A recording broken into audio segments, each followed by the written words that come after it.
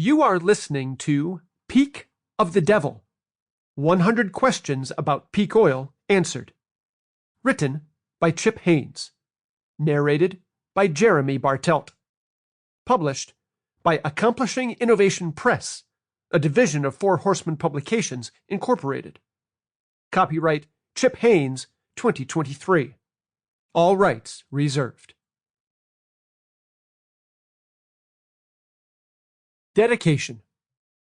For the beautiful light of my life, the lovely Joanne. Introduction. Some years ago, in 1997, I had just begun to ride a bicycle to work on a daily basis and decided to look for information about car-free communities on the internet. Seemed like a good idea at the time. Well, you know how it goes on the internet. You start off looking for one thing and end up someplace totally different. And if you're lucky, no one catches you. I began to see references to peak oil in relation to those car-free communities listings, and after seeing a few of those, I did a little point and click and found a whole new, scary world out there. The world of peak oil. I was intrigued. I was mesmerized. All right, fine. I was obsessed. I began to read everything I could about peak oil, and after a while, I began to write about it as well. At the end of the 20th century, peak oil was still what you might politely call a fringe subject. It was not well known, and many that knew about it thought it was wrong. I mean, after all, we've got plenty of oil, right? We can't possibly run out. Can we? After over 10 years of reading and writing about it, the public's perception of peak oil is changing. What was once an event predicted far in our future is now an event that may have happened several years ago. Peak oil's funny that way. It can only be seen in history, years after it happens.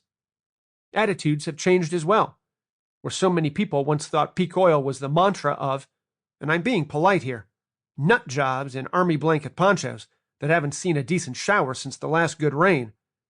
We now know that those unwashed nut jobs were right all along. Yes, Virginia, there is peak oil.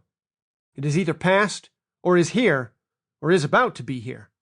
But no matter which, it is something we will all have to face, and maybe quite soon, and with little warning. So consider yourself warned, and welcome to the future.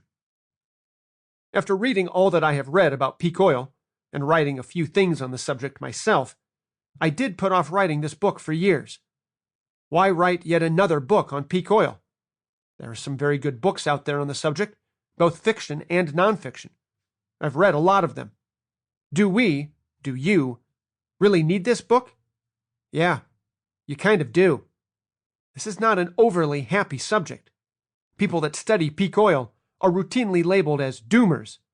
I've always liked the phrase doom sluts, but that's just me. And the subject can be a real buzzkill. And who wants to read that? No, wait, don't put this book down yet.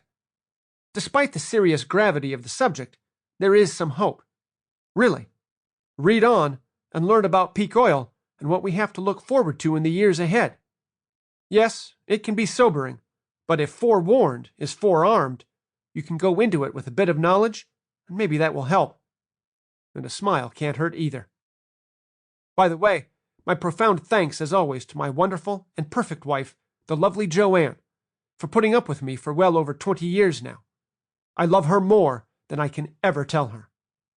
Now, what would you like to know about peak oil? Ask away. Meanwhile, 10 years later, okay, 12. Wait, it's been 13 years? Seriously?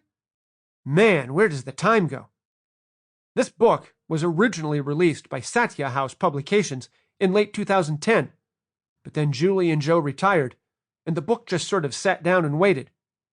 Now, in this last year, along comes Four Horsemen Publications. What have I got to offer them? Well, how about one that's already been printed once? Yep. The rights changed hands, and off we went again. I read through the original book and didn't have to change a word. Good for me. Bad for you. We're still facing this thing, and it hasn't got any better. If any Sample complete. Ready to continue?